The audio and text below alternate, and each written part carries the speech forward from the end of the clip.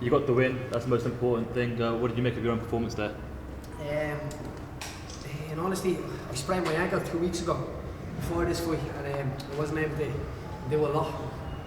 So the grappling, I was trying to keep the exchanges limited. That I was coming to the end of the round, I would have been able to catch my breath rather than scramble and we get back to the feet. But at MMA, you've got to adapt even in your training camps. So of course I'd like to get the finish, but I think this is 364 days since I made my first walk in Dublin. Considering I came off 2 spinal surgeries and I have 4 UFC fights now, I'm doing pretty alright.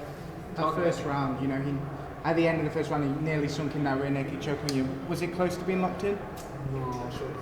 You can hold them out. And I knew at the time, even if I was going out, I would have came back in the minute the buzzer went. But this is what happens. It's a scramble. I'd love to see the scramble again, but there was a scramble and he ended up on my back somehow.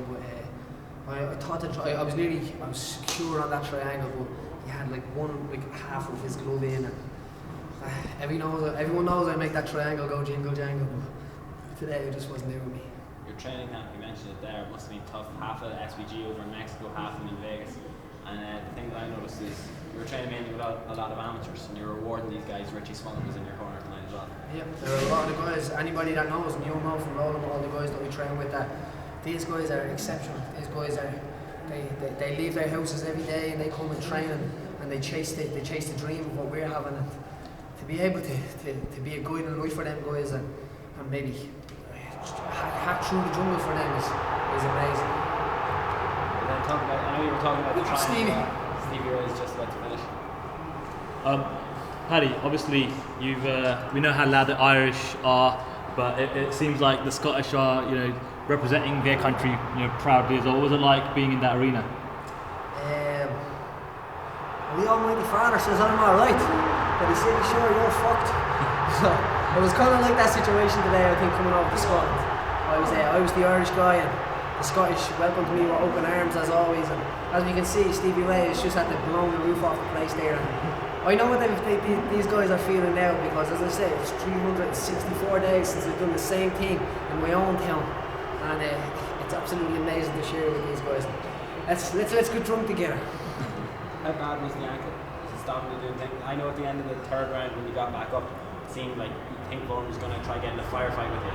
Just seemed to see the round out. Yeah, as I said, I sprained my ankle and it changed a lot, not just in the fight and how I was moving. And, at the start of the camp, I popped my collarbone as well. So I was grappling for half of the camp, and then I was doing stand-up for half of the camp because of a collarbone. Then I was grappling for half of the camp because of an ankle. And then, so we just sellotaped it on and threw it at his head. So it's just the way it is. You mentioned bringing your son here to watch you. You were the Warford just on in it. How did you say? You were the Warford just on in it. Have you spoken to your son? Have you seen him? No, I know he's in the crowd now with my face on a flag, shaking it. It's exceptional, you know what I mean? It's amazing to be able to do that as a father. And I just want to see him now. I can't wait. I know he's up there now. My friend Adam was looking after him. He got a free trip here out of it, so I'm looking forward to going on holidays to Barcelona next week. I've promised him this holiday since last year in July. And he's such a good kid. I understand that. I understand. I told him I had 5 pounds left to cut, and he patted me on the back and said, "Jesus, that's not bad, Dad. You're getting better."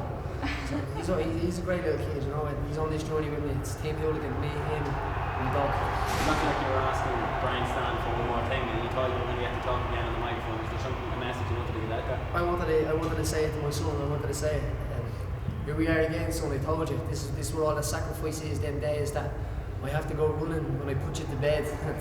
When I wake up in the morning and I drop you to school, and sometimes I can't go to McDonald's with you and I can't do these things. And as I said, he's such a good kid. He understands all of this. And he's 7, nearly 8 now.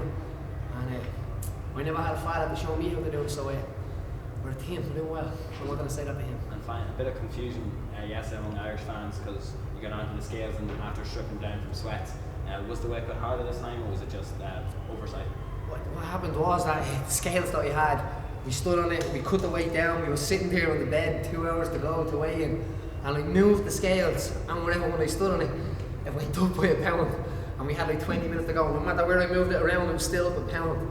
So we just adapted again, and we put the sweats on in the room, and we got warm, and we travelled to the arena with the sweats on, and moved around in the arena with the sweats on, and then took them off, and I actually seen something on Twitter that somebody put up and it made me laugh my ass off today. He said, Paddy Holohan fighting back against the Ryanair charges, taking off on the go, and he had a gift of something of it. So fair play to that guy, yeah. But no, the weight cut it wasn't harder this time. The weight cut's good for me, you know. I have it down to a science, and that's my 4th time making it this year. And I've made 125. I overshot the 123 before, so it's no problem to me. And you see, I can do 3 5-minute rounds. It's good to go. Paddy, October what's- 24, you know, Dublin, the UFC returns to Dublin. The excitement's already, I can already see it on your face. Are you ready for that? I love Dublin, man. I love Dublin. It's the greatest city on earth.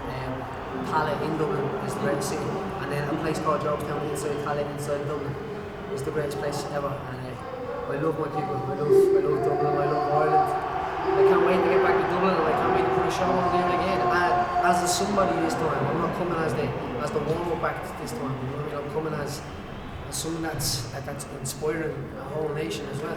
Paddy, obviously a lot of the team members have been out in Vegas with the Conor McGregor camp, and a lot of them, I'm assuming, will be there while he coaches on The Ultimate Fighter as well. How does that change the dynamic in the SBG camp in Dublin, and how does that affect perhaps your preparation? As I always say, we're like a pack of Vikings. You know what I mean? We train, and we train war tactics if you must, and say arms. And when the guys are away, it's easy to just send a video to somebody and say, check out this new thing, or how are you throwing this kick, and then you send a video. It's such a different world that we live in these days, and excuses are very easy to get. And if you want to find an excuse, you won't have to look too hard. But if you want to find a way, you have to be a special type of person and adapt and come over and refuse to find excuses. You told us that you want to get to that position where Conor is.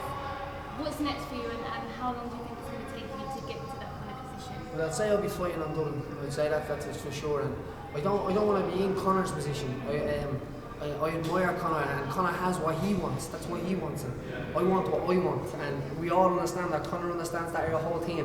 It's the world that don't understand that. Where I am now, I live in Jobstown. I live in a council estate. I still live in my mother's house. That's where I want to be. You know what I mean? It's not a choice. That's where I'm happiest. You can give me a mansion and you can give me other things, and I won't be happy here. I'm happy in Jobstown. How are you celebrating tonight? We're gonna have a big, creamy pint of the good stuff. Yeah, tea. And my son is here, so he won't be drinking a pint. Maybe. He's Irish. No, child services again. No, I'm gonna have a pint with my friends and my coach. I haven't seen him, and I'm gonna celebrate Conor's belt as well. Congratulations to the king, to the champ. And I'm going to celebrate. I'm going to have a point in your name tonight, Conor, as well. And hopefully I'll pop out after Barcelona into the Ultimate Fighter and show some of them guys some skills as well. And it would be crazy going from trying to be a contestant on the Ultimate Fighter to going out and coaching a session. It goes to show that dreams do work.